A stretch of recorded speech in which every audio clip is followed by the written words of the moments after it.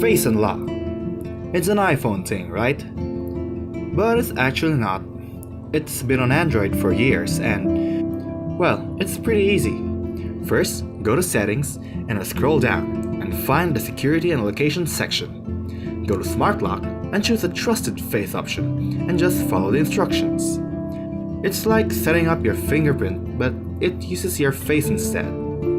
After setting it up, you're good to go. If you've been wondering how Face Unlock on Android works, well, first, wake up your phone by pressing the power button. After waking up, you can see a person icon at the bottom. When that icon is present, just point your face at the phone and wait till the person icon turns into an unlock padlock icon, meaning to say, your face has been recognized when this icon shows. After this icon shows up, simply swipe up and now you're back to your home screen.